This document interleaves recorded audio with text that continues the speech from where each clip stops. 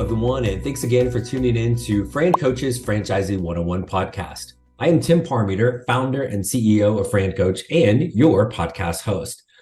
Today is going to be an installment of, and again, I hate to play favorites, but the favorite segment that we do here on the Franchising 101 podcast, and it's the little thing we call In Their Words. And it is cleverly titled because we are going to hear in their words from some of our FranCoach clients who have gone through our process and this journey to ultimately become franchise owners. We're going to talk all about their background, what led them to consider franchise ownership, how they navigated the process with the FranCoach team, what franchise they chose, and how it's gone so far. Today's guest I'm super excited to talk to, and not just because he lives in my home state, but because he is a veteran of the Marines.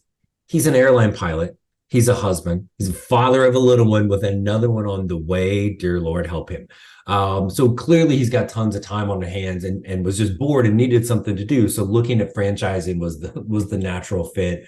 But really, it's all about diversification, second income streams. How do we build for the future for the family? So, which is something I'm sure almost everybody out there can relate to. So we look forward to talking to him. But first, always a quick reminder who we are. And FranCoach is a national search firm dedicated to working with individuals interested in owning a franchise. We're partnered with well over 600 of the top franchisors in the country, spanning nearly 70 industries. Our goal is to help clients find the absolute best franchise for them to own. And the goal of the Franchising 101 podcast is to simply educate you on all things about franchise ownership. That's that stuff. Now let's get to the fun. Joining us today from Lafayette, Indiana, home of the Purdue Boilermakers, go Matt Painter, Mr. Michael Long. Mike, thanks for joining us today, my friend. Thank you for having me, Tim. My pleasure. It has been so good talking to you and getting to know you over the last, 5-6 months with this, and got a cool story that I want to share. A lot of kind of everything over the last few months, but let's give us a little scoop on you. Like I teased a couple cool things, like who doesn't want to be an airline pilot, right? So, but give us a little scoop on you and kind of like how you even got to the point of starting to think about franchise ownership. Yeah, the past 10 years has been a bit of a whirlwind with 5 years in the Marines, graduating from Purdue, choosing to become an airline pilot, which took 3.5 years on its own, getting married and having a kid. And then I've always kind of wanted to run a business. I wanted to own my own business. I took some business classes in college and learned that I learned nothing. So I figured that if I wanted to start a business, it would be good to have someone in my corner that knew how to run a business. And so that led me to entrepreneur.com, which led me to your podcast and got us connected so that we could talk about franchises as an option, because I knew that they would have a lot of support to help me in my corner, to help me with the things that I don't know. Yeah. And my goal of getting being able to tag Purdue University with throwing out, Go Boilers and Matt Painter, you totally ruined it by talking about the business school that you didn't learn anything. So it's it wasn't a major in business. Yeah, I was going to say you were there for a little different focus. You did pay attention to like the stuff learning how to be a pilot, right? Oh yeah, yep, definitely lock that in. Perfect. Okay, I feel better. If any potential employers are watching. Perfect. Yeah, if you could start, you switch over to American Airlines and maybe hook me up on all my flights back and forth. That'd be awesome. So, So super cool. First of all, like way back to the beginning, thank you for your service. This is it's officially November. Now we're hitting Veterans Day. So again, I'm excited that you were on our show right around that time as well. So thank you for that.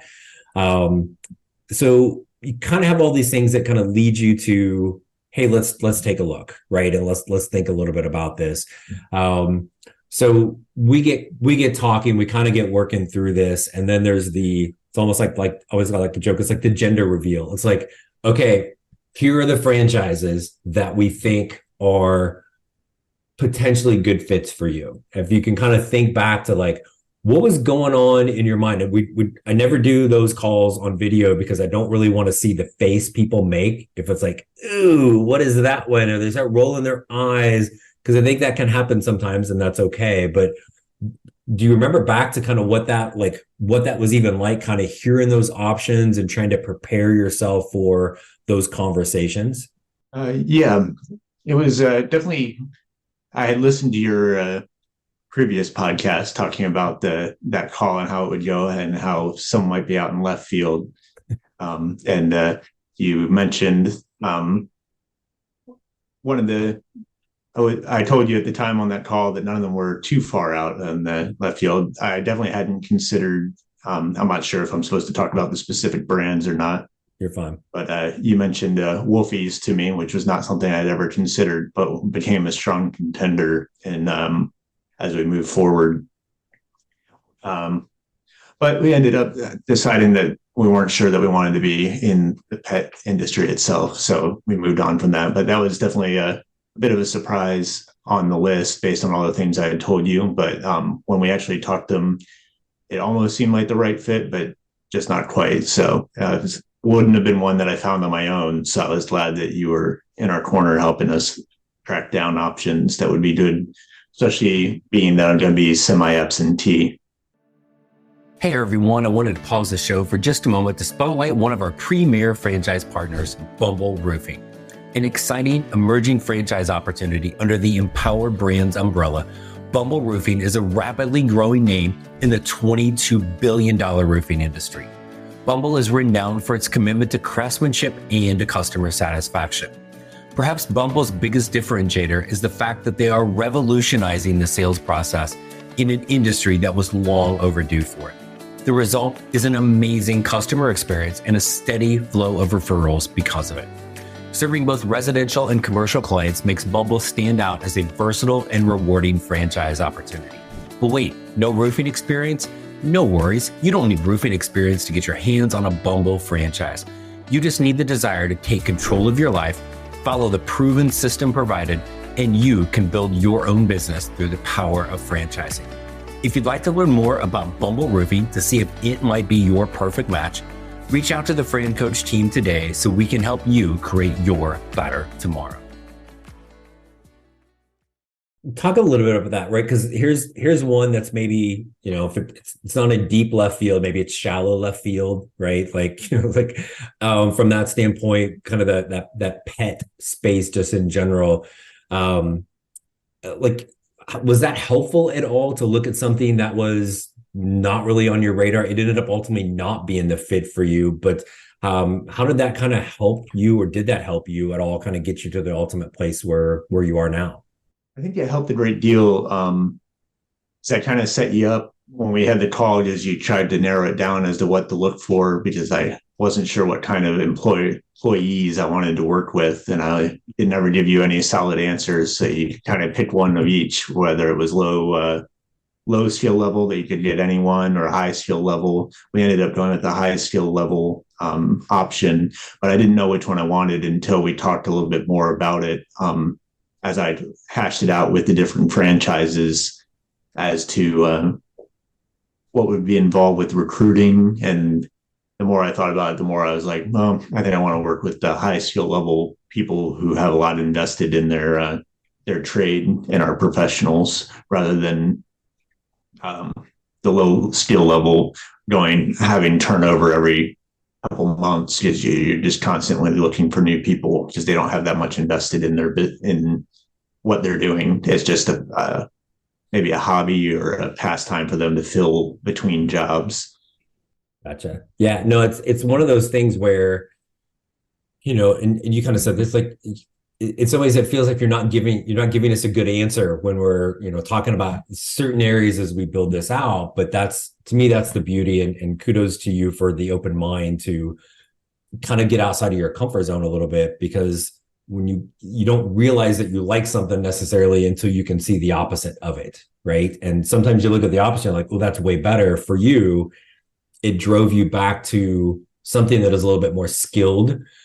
And there may be somebody out there going, man, I can't possibly manage somebody doing something I can't do. For you, for you and Molly, that fit a lot better. So that was, again, really one of the bigger distinctions in all of this was kind of that staffing model. And especially with you guys, with you got a semi-absentee, but a crazy semi-absentee, right? From your schedule, you're either not remotely accessible. Again, at least I hope you're not answering emails while you're flying the dang plane, right? So no, they don't give us the Wi-Fi access codes. Good. So, but then, or you're super available. So that was cool. And then we started to kind of narrow it down, and getting ready to go to the last step in this process is that we'll hear the term discovery day, meet the team day. Some franchises do that virtual. The one you ultimately went with, it did it in person. So what was that like, right? You're kind of preparing to go to, in this case, Charlottesville, Virginia. Everybody's dream locale for a vacation. So it kind of doubled as that, right? So as you guys and your wife went with you as well. So talk about that kind of prep to get there. And then once you got there, what was that experience like for you guys? It was a spur of the moment, I guess, decision. They told us when the days were available that they were doing it. And we we're like, huh? I have some days off that line up with it, with my crazy schedule. I already had the days off. So we decided less than, I think it was a week and a half maybe before that we were going to go. Pretty much the last day that they said we could make a reservation. So we headed down to Charlottesville and had a wonderful experience. That was kind of what solidified that I thought this was going to be a good fit, because they had a top-notch operation going on. It wasn't just a couple of people in a closet with computers doing marketing. They have quite the establishment going on at Premium Service Brands, and it made you feel very comfortable that I would be helped all along the way, as well as that's what everyone that I've talked to said would be the case. And meeting the fellow franchisees or prospective franchisees at the Meet the Team Day really made me think, feel confident in my decision of getting involved with franchises. The caliber of people that I was brushing elbows with and stuff made me realize that this is for real. It wasn't, and that I would have the assistance that I needed to get off the ground, as well as to keep running as we roll out the door.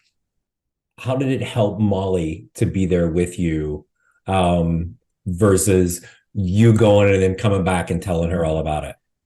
I think it was huge for her to be able to talk to not only the CEO of the whole place and stuff, as well as all the people involved in marketing, see who I had been talking to, at least with some of the people that I'd been talking to, and get to know and see the presentations on what kind of assistance they're going to offer, and to hear from other semi-absentee franchise owners. Some of the people who work for Premium Service Brands also run franchises, semi-absentee. So to hear about the kind of involvement involved, and then the time commitment, which was less than, which made her happy to know that they had time to do an entire other job in addition to running it. Yeah. And still had time for their families and stuff, which was the key point for her. Yeah, absolutely. So, and if anybody's watching, they may be able to read it right on your shirt, because you're already busting out the logo gear already, which I love. But which franchise are you now an owner of? As of today, I'm officially an owner of House Doctors. I finally got the wire transfer to go through for the franchise fee. So awesome. I've been doing a lot of the prep and everything. Been working through the classes and got all the stuff lined up. Been starting to get the vehicles, but officially as of today, I now own a House Doctors franchise. Awesome. So, well, number one, how's that feel to say that? It's an awesome feeling. Definitely a little intimidating to see what's coming forward, but that's why we do it, right? Yeah, no one opens a business to be bored. That's always like I think busy is this annoying buzzword that people use, but it's like I'd rather be busy than bored and broke, right? Definitely the case, and it should like I always think like you got that excitement, and then there's just that little twinge of fear, like what the heck that am I doing? Am I getting into all of kind of the unknown, right? So that's super good. But I think that's where just like your background lends itself so well to franchising in general, regardless of the brand, right? The military background, you kind of get it beat into your head, follow a plan or else, right? Work hard, figure stuff out, right? The leadership, the teamwork, being a pilot, again, as somebody that flies all the time, I really, really, really want to believe there's this like 1,000-point checklist that all these people are going through every time before we take off. You know how to follow a process, which is the number one thing. So again, that piece, like I think as a franchise owner, if you're always just kind of you get to the point where you are and like, this is the one for me, and you trust it, then just like buy in and trust everything in that system and keep doing what you know how to do, is follow that process and put forth the effort. So that part I know you'd be good at. But give us I'm totally putting you on the spot with this. Give us like the 30-second elevator pitch. So, Michael, what does House Doctors do? Tell me more. Well, we're a premium handyman service that helps in every aspect of your home, keeping it ready to live in, as well as for any other aspects of your life, whether that's getting ready to sell it, living in it yourself, or if it's for your parents as they age, to help them if you're out of town, prepare them for anything that goes wrong with anything regarded to their house, keeping it in shape.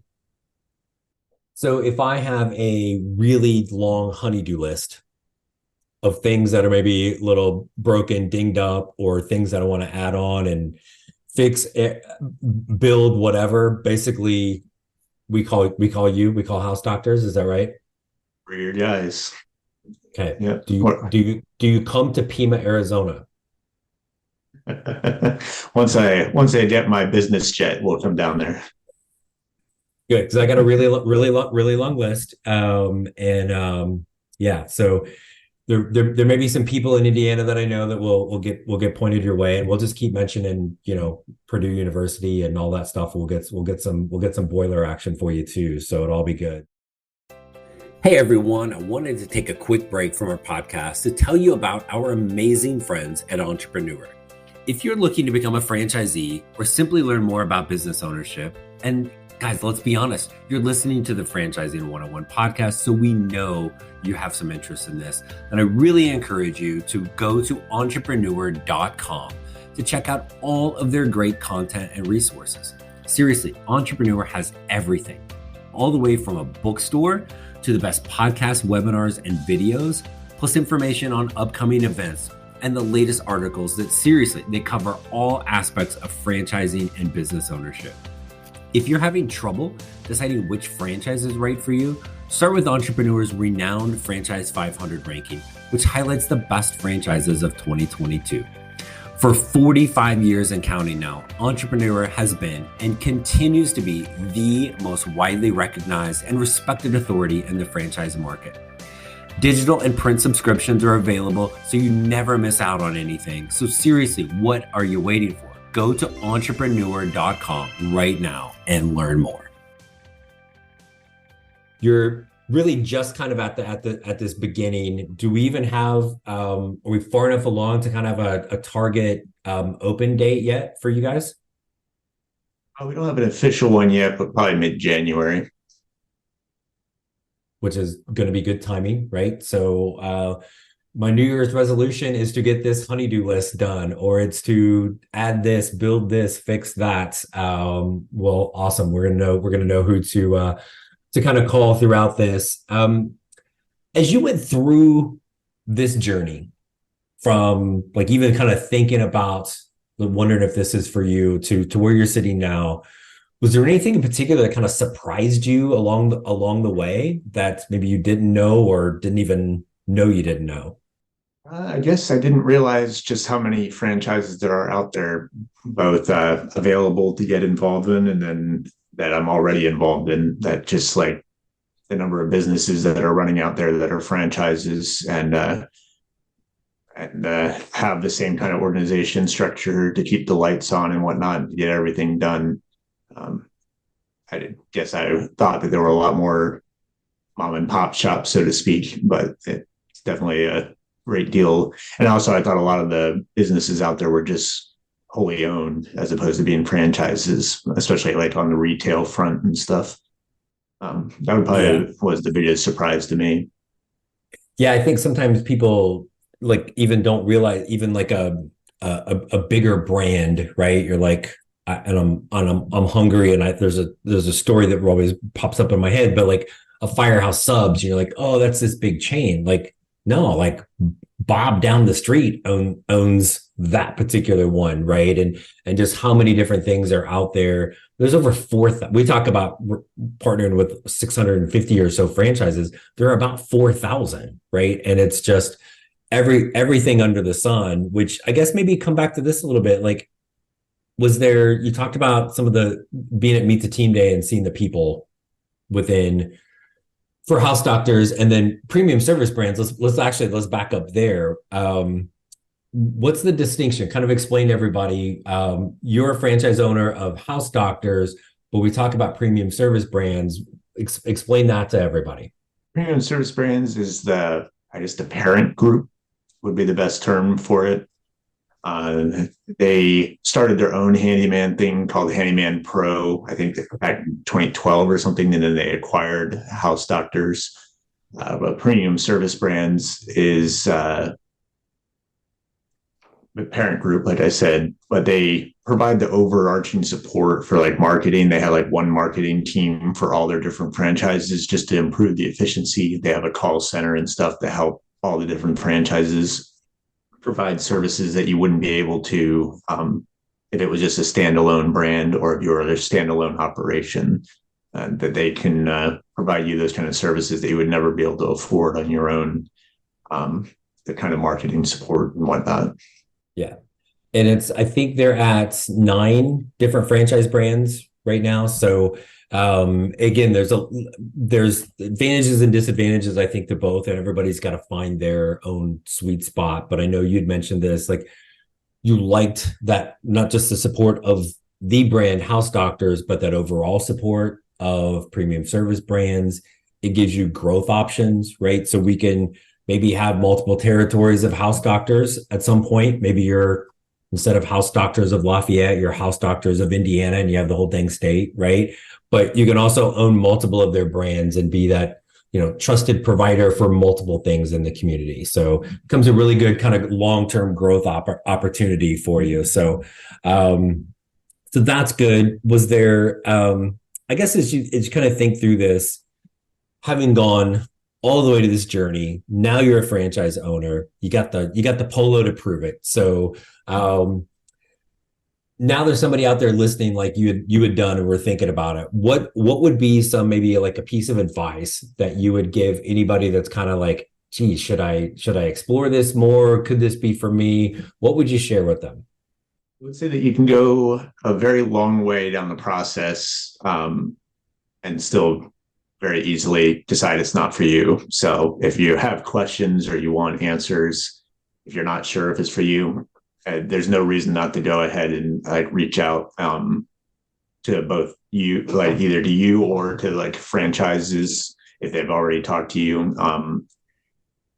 You can go all the way through the whole process, and that no one ever makes you sign anything until you are sure that you want to do it. So you can talk to everyone that you want to, get all the answers that you want, see how it works, talk to other owners, and see whether or not you want to. So my advice would be is just ask the questions, just go for it. And if it's not for you, then you have plenty of time to stop before you're locked into something and have a business that you don't want to run.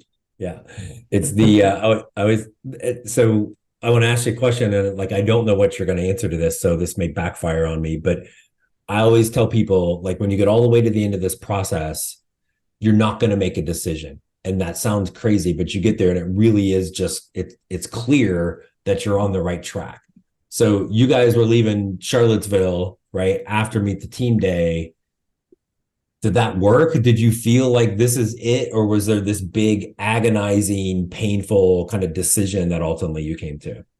It certainly wasn't painful. I still had to decide. I still felt like I needed to make a decision for sure, but it definitely felt like it was the right spot to be. The decision wasn't about which franchise, but whether or not for sure I wanted to be, if this was the right time to go into business. So I felt like we had found the right franchise. I just didn't know, like you mentioned earlier, with another baby on the way as well and stuff, if this was the perfect time or if this was the wrong time. Ended up deciding it was the perfect time, that there's going to be no better time than the present to get started on this. And if I don't do it now, then I'm never going to do it. And I'll always just kind of say, what if? So, right.